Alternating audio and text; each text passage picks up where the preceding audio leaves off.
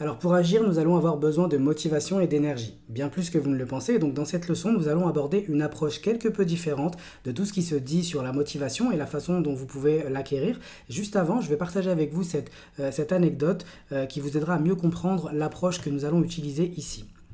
Alors il y a quelques temps, j'ai participé à un séminaire sur l'entrepreneuriat. Alors il y a 2 jours qui étaient consacrés à la comptabilité et à la gestion financière d'une entreprise.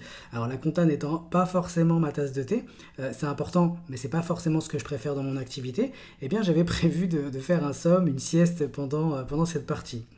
Alors, j'étais pas forcément très attentif au début de la présentation, mais après quelques minutes, eh bien, je me suis rendu compte que l'approche du conférencier était différente de ce que j'avais l'habitude d'entendre jusque-là, notamment sur la façon de générer plus de bénéfices.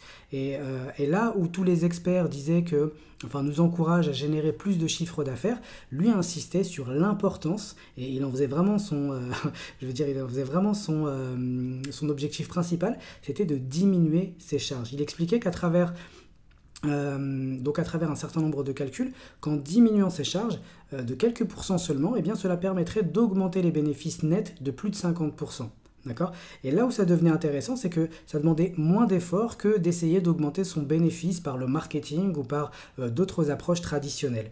À mon retour, j'ai fait un point sur mes investissements et je me suis effectivement rendu compte que le simple fait de réduire mes charges, même un tout petit peu, eh bien, notamment en me désabonnant de certains services que j'utilisais pas ou peu, eh bien, permettait de dégager un bénéfice net beaucoup plus important. D'accord ? Donc à travers un certain nombre de calculs. Alors, où est le lien avec cette leçon du jour ?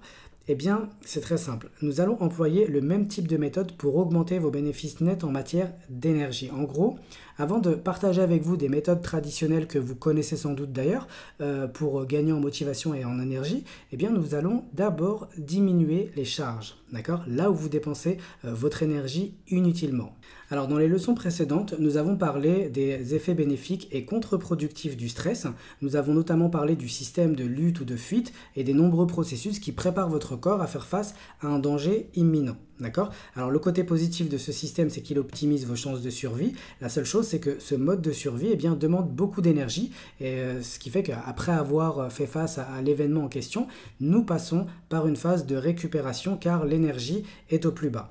Alors le côté moins positif de ce système, c'est que le corps n'a pas besoin de danger réel pour l'activer. Le simple fait de penser à une situation négative ou à une personne qui vous a fait du mal dans le passé, par exemple, eh bien ça peut déclencher ce système et tous les processus qui vont avec. D'accord ? Dans ce cas, nous pouvons dire que le mode survie peut être déclenché à tout moment par une simple pensée. On peut même dire donc que l'énergie, notre énergie vitale, peut être affectée par une simple pensée. D'accord ? Et si nous repensons souvent à cet événement, que nous jouons régulièrement ces pensées dans notre esprit, eh bien, en plus d'affecter notre énergie quotidienne, eh bien, cela finit par devenir, et c'est ce que nous avons vu également, notre nouvel état d'être, notre nouvel équilibre, notre nouvelle personnalité. D'accord ? Et ce n'est pas tout. Le cerveau et le corps sont liés, comme vous le savez. Les pensées entraînent les émotions qui vont avec. Vous repensez à cette dispute, à cet échec, à cette épreuve, eh bien vous allez ressentir les émotions liées à ces pensées, la colère, la haine, la frustration. Et cela fonctionne aussi en sens inverse. Lorsque vous ressentez des émotions, eh bien le cerveau crée les pensées sur la même fréquence que celle-ci. D'accord, que ces émotions.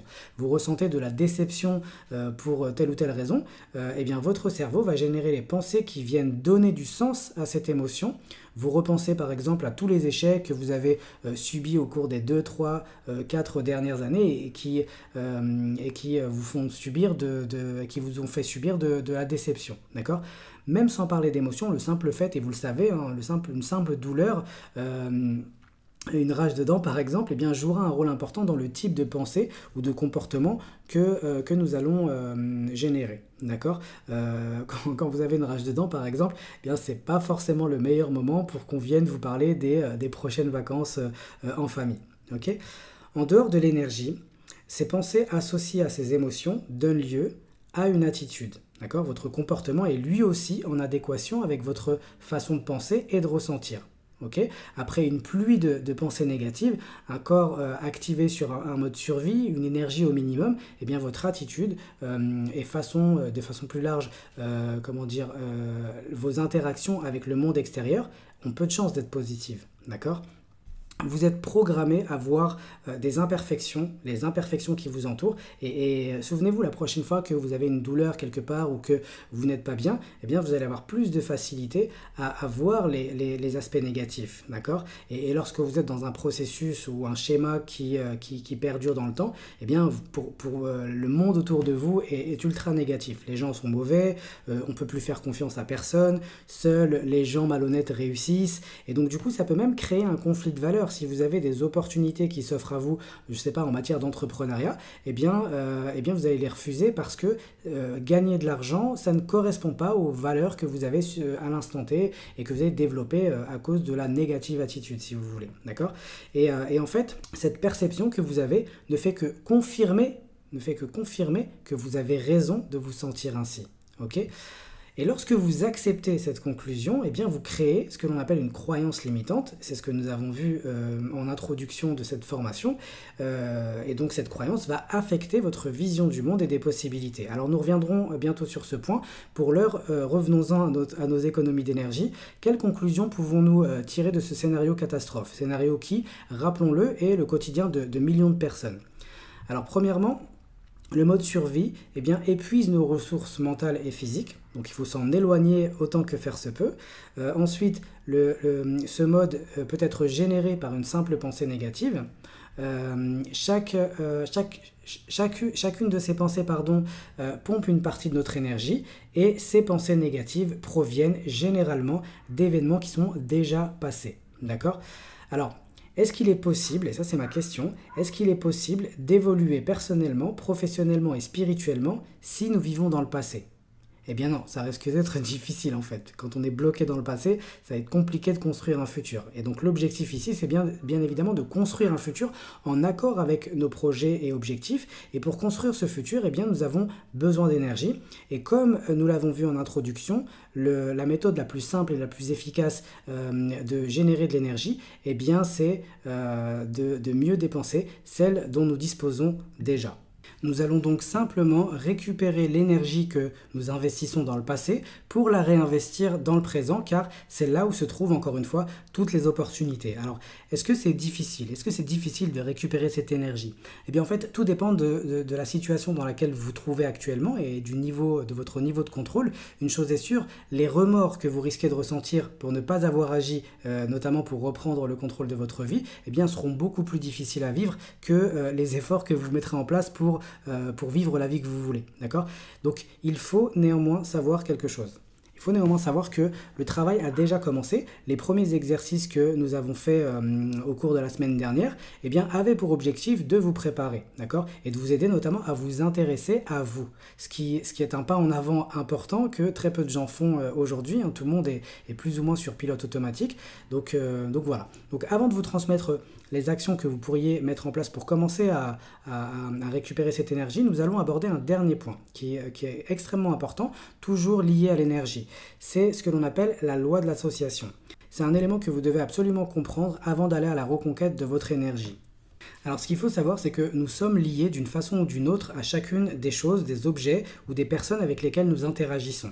Et nous partageons une partie de notre énergie avec ces personnes ou ces choses. Je vous donne un exemple concret. Lorsque vous ouvrez votre ordinateur, 80% on va dire des actions que vous y faites, eh bien sont généralement les mêmes. La plupart sont devenues inconscientes. Ces actions, cette énergie que vous dépensez avec lui, eh bien vous lie d'une certaine manière à travers un certain nombre d'automatismes et d'habitudes.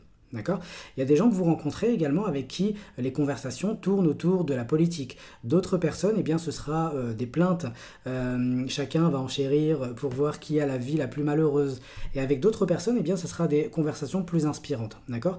Bref, vous êtes également lié à ces personnes par le biais d'habitudes que vous investissez, donc habitudes mentales, émotionnelles ou même physiques, que vous investissez dans cette relation. D'accord? Donc, sortir de ce type de relation, c'est compliqué. Elle fait partie de nos habitudes, tout comme changer le contenu de ces relations-là. Donc ça demande des efforts. une personne avec qui vous avez l'habitude de parler de la fin des temps, des Illuminati et de ce monde corrompu, eh bien ça va être compliqué de revenir le lendemain et de parler des opportunités offertes par ce même monde ou des belles choses qui vous sont arrivées au cours de la semaine. D'accord, et vice-versa. Néanmoins, lorsque vous parvenez à récupérer l'énergie investie dans une relation toxique ou dans une relation qui a un impact négatif sur le plan émotionnel et qui épuise notamment votre énergie, eh bien vous récupérez beaucoup d'énergie que vous pouvez investir dans le présent pour construire un futur profitable. Mais voilà, c'est important de le faire parce que, disons que c'est nécessaire si vous voulez changer de vie, récupérer votre énergie physique et mentale, votre vie en dépend, celle de vos enfants, celle des gens qui vous entourent également. Vous allez donc commencer par identifier les relations avec les choses, les objets ou les gens et vous allez faire un point. Vous allez voir si ces relations sont profitables ou si elles vous desservent. Alors attention, nous ne sommes pas encore dans l'action. Il y a des relations auxquelles on ne peut pas forcément couper court tout de suite, et même brutalement. D'ailleurs, je vous recommande d'y aller progressivement, d'autant plus que si vous parvenez à devenir une personne inspirante pour votre entourage, vos enfants, votre conjoint, etc., eh bien vous allez les inspirer également parce que la positivité est tout aussi contagieuse que la négativité. D'accord ? Donc dans un premier temps, identifiez chaque relation, ce qu'elle vous apporte vraiment, vous disposez, enfin les pensées qu'elle vous suscite, les émotions qu'elle vous suscite, qu'est-ce que vous y faites concrètement, est-ce que vous faites avancer vos projets ou est-ce que vos projets reculent, est-ce que vous évoluez, est-ce que vous régressez, bref, je veux vraiment que vous analysiez, c'est un travail que vous aviez commencé à faire pendant la première semaine et que vous allez approfondir maintenant parce que l'objectif ici c'est de reprendre le contrôle de sa vie et reprendre le contrôle de sa vie passe automatiquement par la récupération de son énergie, d'accord. Donc l'objectif ici c'est vraiment de vous concentrer sur ce que vous faites habituellement. Et lorsque vous commencez à analyser votre vie, eh bien vous n'êtes plus sous l'emprise des programmes automatiques qui régissent celle-ci, vous prenez de la hauteur pour manager ce que vous avez besoin de changer ou d'améliorer, et vous n'êtes plus l'une des nombreuses composantes du programme, mais le concepteur de celui-ci. D'accord. Donc voilà, donc vous avez un exercice avec cette leçon, je vous invite à le faire, c'est vraiment extrêmement important, et surtout de le faire quotidiennement. Si vous découvrez des choses, des relations avec des choses, avec des objets, avec des gens que vous n'aviez pas notés, je ne sais pas, aujourd'hui, eh bien prenez le temps de les noter immédiatement et de réfléchir à la meilleure façon de changer le contenu de cette relation s'il faut le changer, de le faire évoluer ou de l'arrêter s'il faut l'arrêter. D'accord ? Encore une fois, allez-y progressivement, ne prenez pas de mesures que vous risquez de regretter par la suite. Alors passons au récapitulatif des points abordés dans cette leçon. Nous avons vu qu'il était préférable de mieux réinvestir son énergie plutôt que d'aller utiliser des techniques plus traditionnelles en matière de motivation. Nous avons parlé de l'importance de vivre au présent plutôt que dans le passé et que le seul moyen de construire un futur différent de celui vers lequel on se dirige, eh bien c'est justement d'agir au présent, d'accord, et de ne pas rester bloqué dans le passé, surtout si ce passé est douloureux. Alors, nous avons également abordé la loi de l'association et l'impact émotionnel et psychologique que pouvait avoir chaque chose, chaque personne et chaque objectif dans notre vie. D'accord ? Alors, encore une fois, vous trouverez sous cette vidéo l'action du jour. Alors, ce n'est pas forcément quelque chose que vous allez pouvoir faire en une journée, mais faites-le progressivement. Sortez du programme et reprenez le contrôle parce que c'est le principal objectif de cette semaine. D'accord ? Et dans le prochain cours, eh bien, nous continuerons à parler d'énergie et notamment de productivité et de gestion du temps pour que vous puissiez avoir un plan d'action concret et au moins tous les outils que vous pouvez utiliser pour mener à bien votre travail.